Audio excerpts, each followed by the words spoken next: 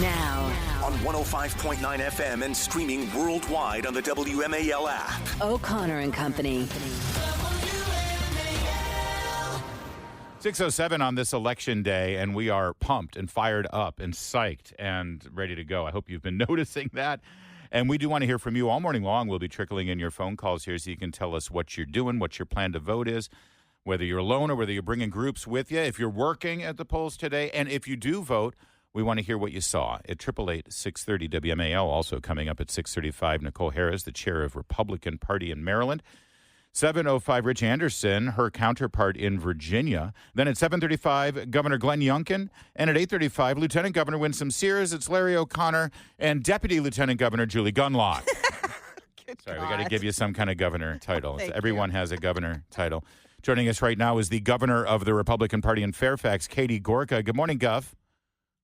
Larry and Julie, I'm so happy to be with you. Isn't this fun? I'm excited. I know. You know what? Too. There is a spring in the step of every Republican I know right now, and part of it is exuberance and glee for getting here and sort of ready to just sort of have our voice finally heard after all of this. We get to have the final say.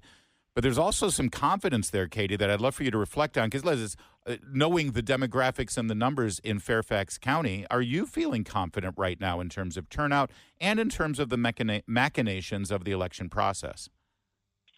I am. So, first of all, our early ballot returns, we have achieved over 80% of returns on early ballots of Republican voters, which is like we hit the gold standard. Yes, that is right? Astounding. Yeah. Yep. So between 81 and 83% have come in, and there are still more to come. Another thing is what I think is so interesting is early voting numbers are the same this year as 2020, but the percentage of Republicans was much higher. So, I think what we're all going to see is that there is so much energy on the Republican side and just kind of a lackluster energy on the Democratic side. And one last thing I'll tell you that I saw that I thought was so interesting. Somebody on Twitter pointed out that for the two live rallies last night, Harris's rally had 39,000 live viewers. The Trump rally had 840,000 live viewers. That's amazing. I think that's crazy. That is crazy, right? Yeah, and Katie, it's interesting. I feel like Northern Virginia might be changing a little bit. I think that people in Northern Virginia, yes, I know that it is deep blue, but have you seen some changes, maybe some softening of Democrats who might be a little bit tired of the radical nature of the Democrat Party, and maybe some are a little bit more persuadable? I feel that in my own neighborhood. I don't see any I don't see any Tim Kaine signs, none, and very few Kamala signs. So I feel like there's been, a quiet shift. Are you feeling that way as well? There's definitely something different. We're seeing a lot more Trump signs in spite of the fact that they keep being stolen. I've read 2 stolen. They keep taking our signs. But in spite of that, I'm seeing many more Trump signs up. I think a couple of different things have happened. I think the establishment Republicans who used to be anti-Trump are fully on board for the most part. I think many more are fully on board the Trump train. And I think what's also super important in Northern Virginia, Fairfax County, 30% of our residents were born in another country. That's a huge number. And I can't tell you the people that I've met with, the Afghans, the Egyptians, the Salvadorans, from all over the place. They are all coming to us because they are saying, we are realizing that the values of this radical Democratic Party don't align with our values. That's where I think you're going to see the biggest numbers, is you're going to see the biggest shift right there. Katie Gorka is our guest. She's the chairwoman of the Fairfax Republican Party. And Katie, we've learned that when you get all of that, 81% of Republicans early voting, that means you don't have to spend any time or money or resources trying to get those voters out today, right? Normally you would have to. You'd have to make sure that they get out to vote.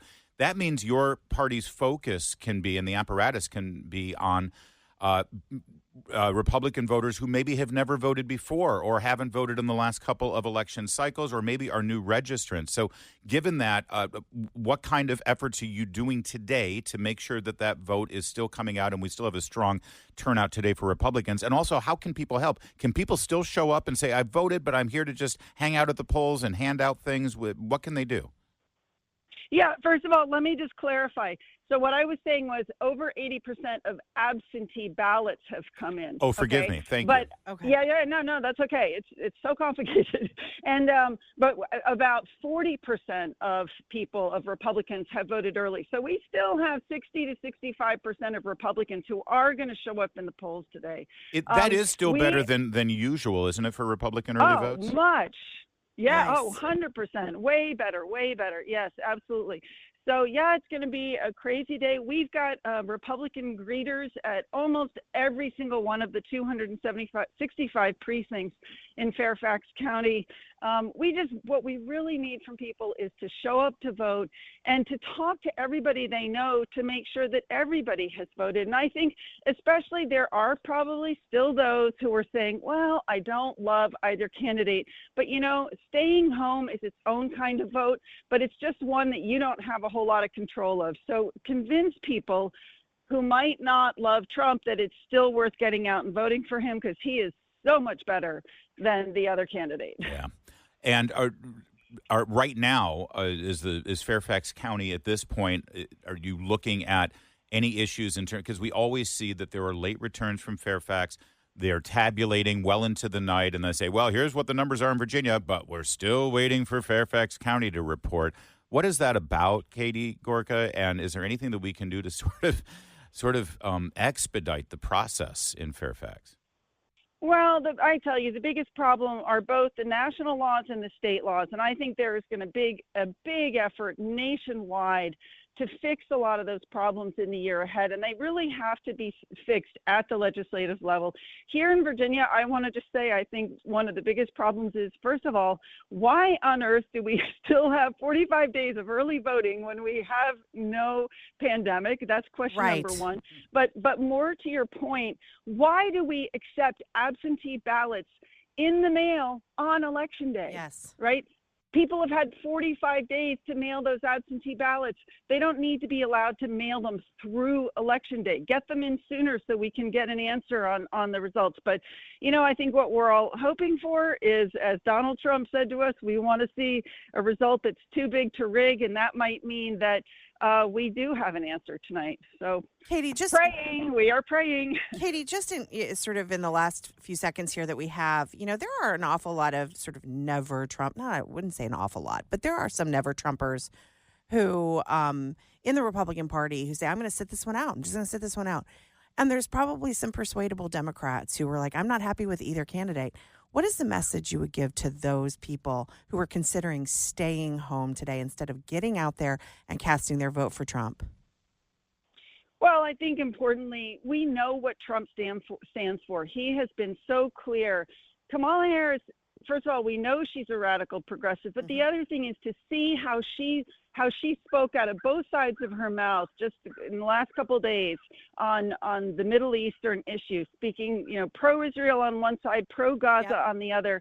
To me, that is damning. I mean, I just find that scary. So, what you get with Trump, That's right. That's right. Katie Gorka, chair of the Republican Party in Fairfax County. And I'm guessing since you're recruiting everyone to get out there and volunteer and hand out, if we go to maybe Falls Church or somewhere to get our, we're going to be greeted by somebody very tall with a goatee and a red tie saying, "Greetings, here is your sample ballot. Make sure you vote judiciously.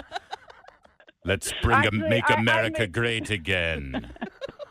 He worked at the polls in the last election this spring, but no, he's going to go to Florida. Yeah, he's probably got a busy day too. Yeah, down there. You do a good imitation, though. That was good. Oh, well, we used to spend a lot of time together. All right, thanks, Katie. Get out there, have fun. Thank you. Thanks, guys. It's Bye. 6:15 now. WMAL traffic and weather. Every 10 minutes first on the fives. It's Jamie Whitten in the Hadid Carpet Cleaning Traffic Center. I don't know what to do with that. All right. Neither do most of us.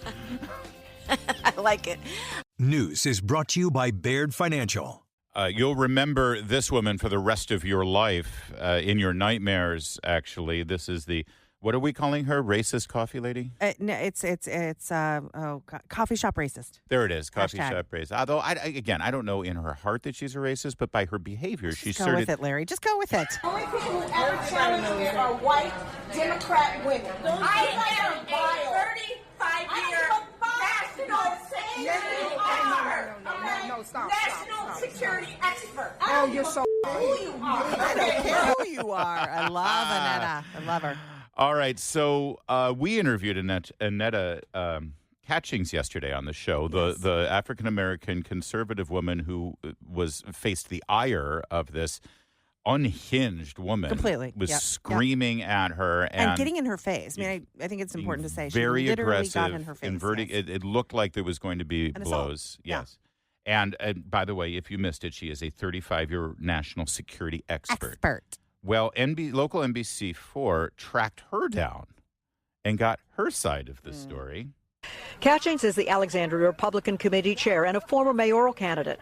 She says she remarked to her friends that she could not understand how Republican Liz Cheney could support Kamala Harris for president. And I said, as a conservative woman, I could never vote for Kamala. And before I could even go into the specifics of why, Patricia leans over. And so much so, like I said, she was just, it seemed like inches away from my face. Patty Morrissey, who worked for more than 3 decades in national security, including a stint at the Pentagon, says the comment about Liz Cheney, quote, was a trigger. I shouldn't have, but I said, maybe because he's a criminal. So it was a little wise kind of comment, but I shouldn't have said that. But it was very strange how quickly, boom, it just turned on me. Annetta turned on me. Oh, it's interesting. Well, I'll let you finish. Fair. There's more to this, but listen to how this is set up. Yep. You said that about Liz Cheney, and it triggered me. And that's her excuse. And I just said. No, she stood up from her chair, and leaned over and got in Annetta's face and screamed at her. So you're right. The framing of this makes it look like I just said, he's a criminal. And then she said, but she admits that she was triggered by a Liz Cheney comment. But then she characterizes Annetta. Her natural reaction to this is like, oh, it's just so interesting that she just turned. It's like, wait a second. So it's okay for you to be triggered, right? But it's not okay for Annetta to be triggered. And also, Annetta was talking to 3 other women in a private conversation, and she attacked the black conservative. So that's why she's called coffee shop. She never addressed any of the other women at the table. A little bit more here from Patricia, and said, "Are you a white liberal?" Morrissey says she'd also just heard about Trump's statement that Cheney was a war hawk and should have to face 9 guns trained on her face. Lies. People are really on edge with this election. And so I acknowledge I'm really on edge with this election. Catchings says her friend started recording. Morrissey then asking how intelligent women could possibly support Trump. It means that you understand what someone is saying. Okay. I think felon is a sex offender and accused of espionage, indicted for espionage. Like I said, the only people who ever challenge me are white Democrat women. Eventually, a manager intervened, and Morrissey and her sister moved to a different part of the restaurant. There you go. So her name is Patricia Morrissey. She's now revealed her identity, so I don't feel like I'm doxing someone at this point.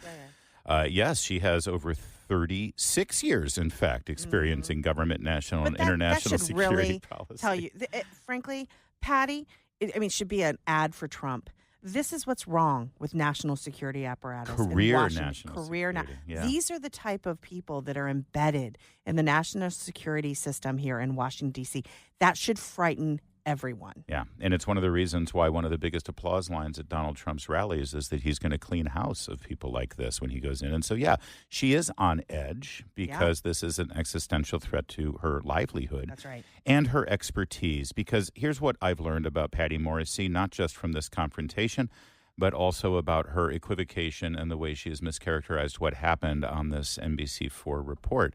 She's not used to being challenged. Mm-hmm. She's not used to being contradicted. She's not used to actually having to defend her positions. You start to challenge her and say, well, wait, what about this? What about this? And all she's got is, don't you know who I am? That's right. Don't you know what I've done? Look at my resume.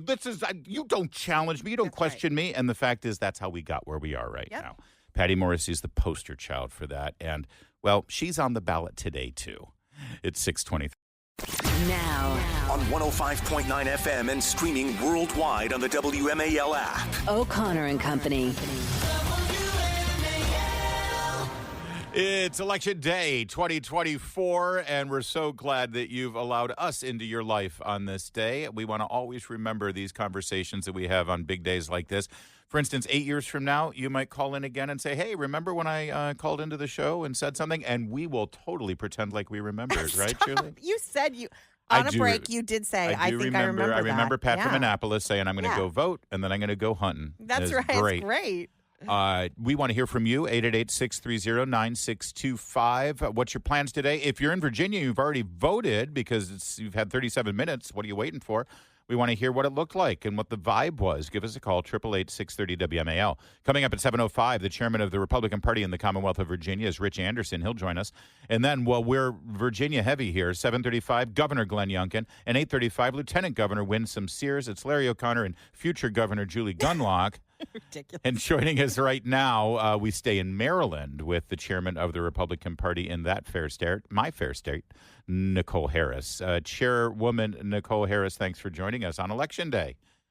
Good morning. How are you? We are fired up and ready to go, man. I don't know. There is a feeling this year, and I don't know if you're sensing it in Maryland as well. But as a Republican, I have high hopes for this day.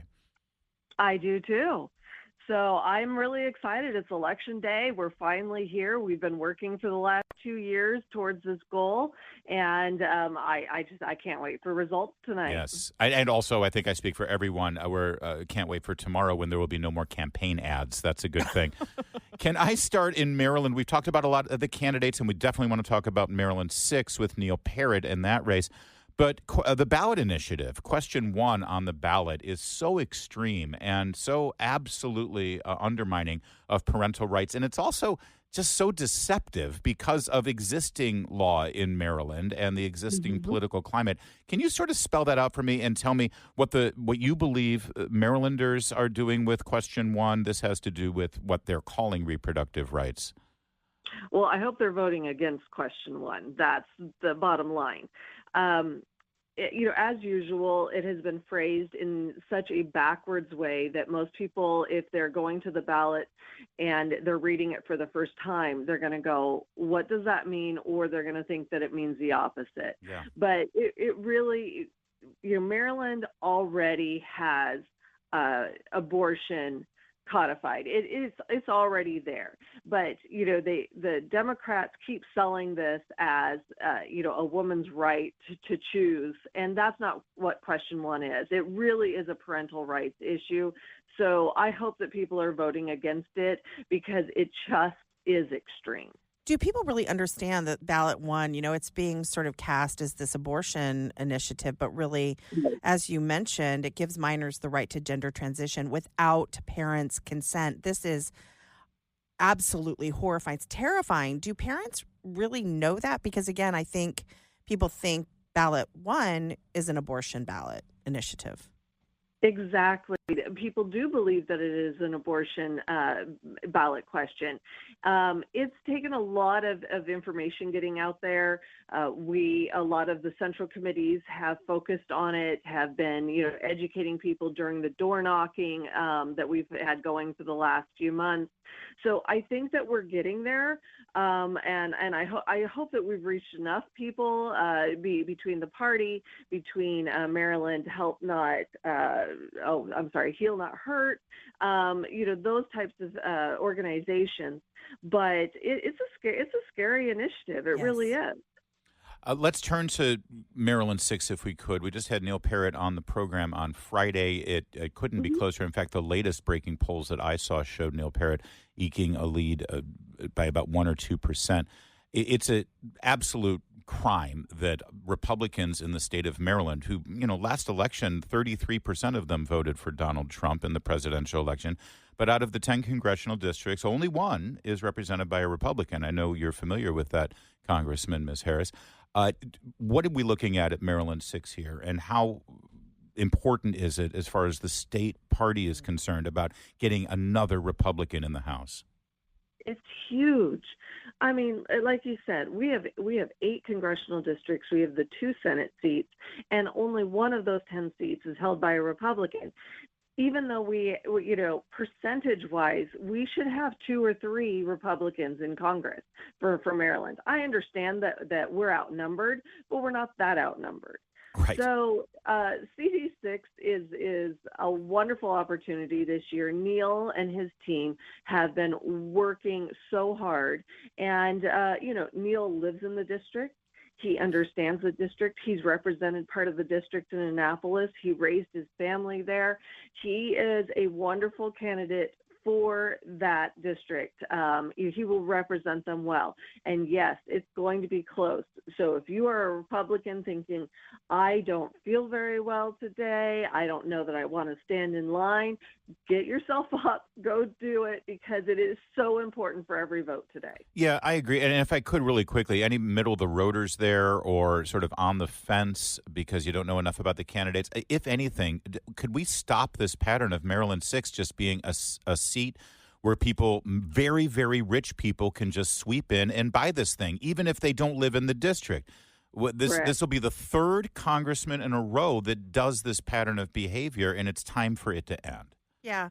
I just wanted to really quickly in the last few seconds get an update on one of the candidates for MoCo School Board, Brenda Diaz. Can you tell us how because she's a real hero, especially to parents who were super angry about the mask mandates that went through during COVID. Mm-hmm. She sort of defied that rule bravely, and now she's running. How's her campaign going? How does it look for her? Well, I don't have a lot of firsthand experience with her campaign, but I know that she has really been working hard. She has been a great candidate. She stepped up just as a citizen. She really, has made a name for herself. Yeah. And she has worked it harder than I have seen anybody in Montgomery County work in several, cycles that I've been paying attention to Montgomery County. But she's just been amazing. She's had a good group of volunteers, and I'm looking forward to seeing her win. Well, she is a former teacher. She defied the Gaithersburg High School. She defied them on the mask mandate. Really hope that it turns out well for her. Chairwoman Nicole Harris of Maryland. Maryland. Well, I know. I want to say Montgomery County, and it's Maryland. That's my fault. Yeah. Chairwoman of the Maryland Republican Party. Thank you so much. I know it's a busy day, so enjoy it and have fun at your victory party tonight. Great. Well, get out there and vote if you haven't voted already. That's right. Thank you. Thanks. There's going to be a victory party. Of course. Well, her husband is the first district. If people didn't connect that as Congressman Andy Harris. So either way, she knows she's got at least one victory, too. That's right. That's all I'm saying. But we're going to win Maryland 6, too. Yes. All right. 6:45. So much truth, you'll hope for traffic so you can hear it all on the Vince Colonnade Show, weekdays 3 to 6, right here on WMAL. I know you think that the day before the election yesterday, The View was much more sane and rational and sober and circumspect on how they cover this election, but you'd be wrong.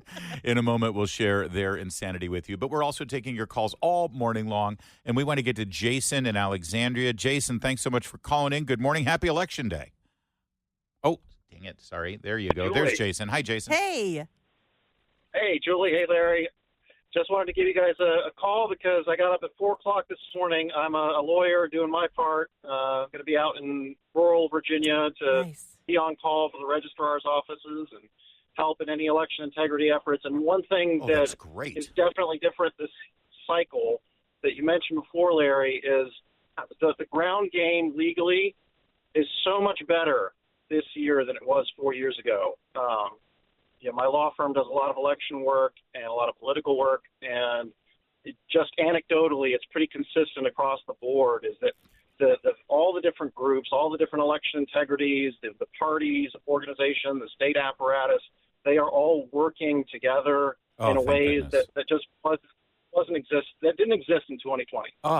Even after everything we knew, that's so frustrating to hear, but it's great to hear that they've righted that ship, and I know that that's at the national level, but also the state level. Governor Youngkin cannot be credited enough along with Attorney General Miyares. Jason, as a lawyer, especially focusing on election integrity today, could I hypothetically, if there are volunteers at a polling place right now, let's say handing out sample ballots for Republicans, and they're listening to O'Connor and Company on their speaker or radio device, how loud can they make it so that everyone can hear without it being electioneering? Do you know? Is it just hypothetically? Well, I could tell you that amplified speakers are not permitted. Okay. All right. So, but the speaker on their phone. In your ear, or it's on your on your if phone, it's on that's your not necessarily phone, an amplified speaker. and you it's can just your only phone. sort of hear it right. yourself. Just going That's hands okay, free. right? Yeah.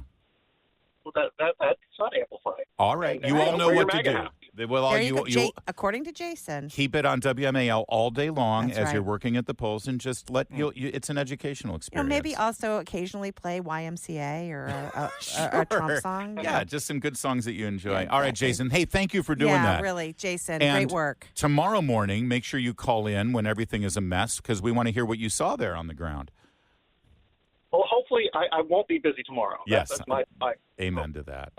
All right, thank you. By the way, Whoopi Goldberg, real fast, we wanted to share. Sure. They had Liz Cheney on.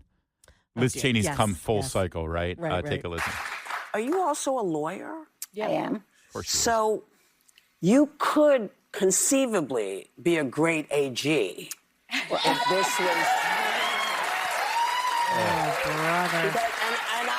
You know what? This is our get out the vote for Trump effort right here. Thank you, Whoopi.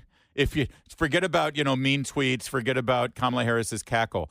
If you don't want Liz Cheney to be Attorney General, you better get out and vote today. Can you imagine? Hold on. Say this because your moral core is magnificent. Well, and I know you probably don't want it, you don't want to think about it, but I just feel like I would feel a lot better with you leading. It is amazing to me that their final argument is the moral core of a Cheney. Yes. Considering Rosie O'Donnell used to sit in that these same are the- chair. And these are the very same people that said Cheney belongs in Guantanamo Bay. That's correct. I just can't believe. Vote properly, everybody. It's 6:52. Making sense of your world. And I just want to say you're doing a fantastic job. News Talk 105.9 WMAL.